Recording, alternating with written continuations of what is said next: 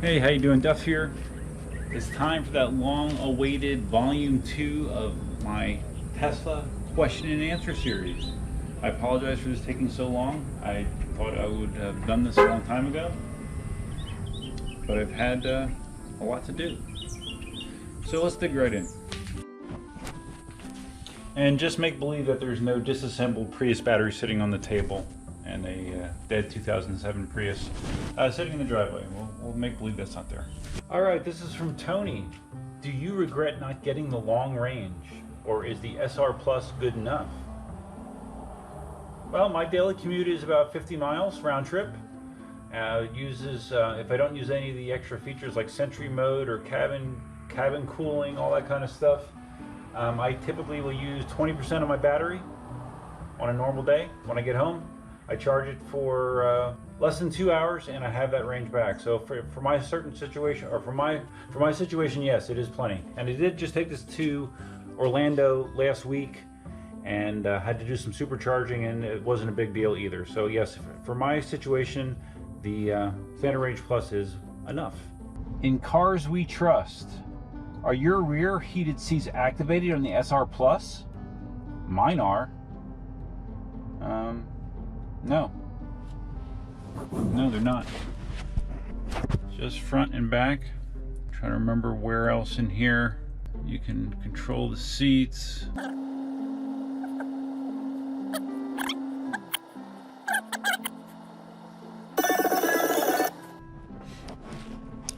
All right. Short answer, no.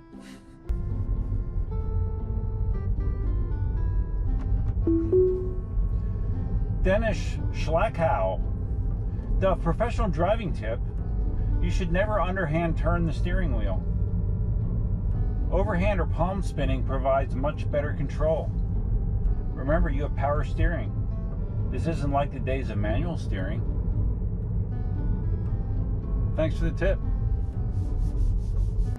Sam Dar. Hey Sam, I think you've commented before. Do you have HomeLink?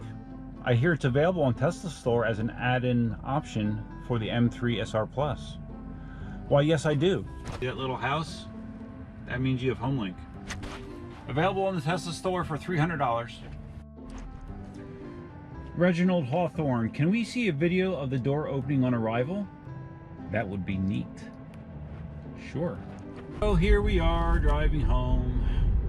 Wait, the car is going to realize that we're close to the house. That little house will turn green when it knows that we're close. All right, we're turning into the driveway. Here we go. Okay, Tesla up. Look, it's smart. Auto open in 40, 20, 5 feet. Send the signal. Open my garage. How sweet is that? You can also have it auto close if you want, but I have that feature turned off. Juan Mendez, here's one. When you take the foot off the gas, regen comes on, the car will decelerate, and the lights on the car and the screen will turn red. Yes, they do, just like that. The only problem is that in daylight they are barely visible, especially when the car silhouette is small. It's hard to know if they are on or not. Well, Juan, I would say that you have trust issues. Trust that the brake lights will act in a consistent fashion, whether you can see them on your video screen or not. It works, trust me. 63 Chevy. Not only is the slowdown annoying AF, look up AF if you don't know what it means, but the speed up is as well. I assume the 63 Chevy is referring to autopilot and the way that it will sometimes abruptly speed up or slow down in situations that it doesn't seem like it needs to. I agree with you. Travis Stratton. My Model 3 constantly auto assists when I don't want it to, even in lane changes. Well, if that's the case, you probably want to turn this off. Turn off that. And that maybe. 222UT. This is in reference to a comment he made about how the car slows down dramatically when a vehicle is cutting across your lane of traffic, sometimes unnecessarily so. See if this helps. Go to autopilot settings, and adjust forward collision warning, try changing the settings from early to medium. I did that, and it helps. Thanks. Sasa Car Regmi. Change your camera angle, dude. Your rear view mirror is ruining a whole video. I don't know what you're talking about. Clara Smith. There are so many things to love about this car. I agree. I love my car.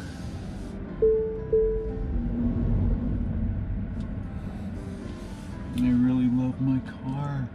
Walter McDonald. You can accelerate from a stop faster by pressing the accelerator pedal. You can? Whoa! Bubba Gump. I've always wondered why the vehicles and the graphics merge into our lane when we're adjacent to them. So unnerving when relying on the display. Yeah, I know what you mean. That's why it's always best to rely on these. Another comment from Bubba Gump. I have an SR Plus as well, but not full self-driving. I do have full self-driving. So you don't get the subscription to satellite maps and traffic, even though you spend thousands on full self-driving? 5,000 to be exact. Seems nickel and dimey to me. Yes, I agree. $5,000 and this is what I get. And no web browser. Come on, Elon, let's set up a subscription service like you said you were going to for Standard Range Plus owners. Thank you. Andy Femster. Great road test. Each update gets better, but I sure wish Tesla would spend more time on autopilot and less on fart mode in games. I guess it is marketing genius. Beyond me. I agree. Alright, so there you go. That wraps up another Q&A session. And even though I make some humorous responses to these comments, I do appreciate them all. I appreciate anybody that takes the time to leave me a message on one of my videos, comment on one of my videos. So keep them coming. And based on the feedback I get on this series, I may or may not continue it. We will see. So if you found this video interesting, please give it a big thumbs up. If this is your first time visiting the channel, please consider subscribing.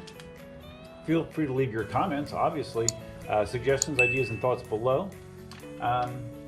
Did I say give? I did say give it a big thumbs up already, didn't I? Yeah, I did. That's all I have for you for now. Hope you have a good week. Till next time, Duffman out. Look for an exciting conclusion to this mess, hopefully soon. Oh, remember the last video how I said I was looking for a solution to put the key fob on your keychain? This was my solution. A little silicone sleeve. Works fine.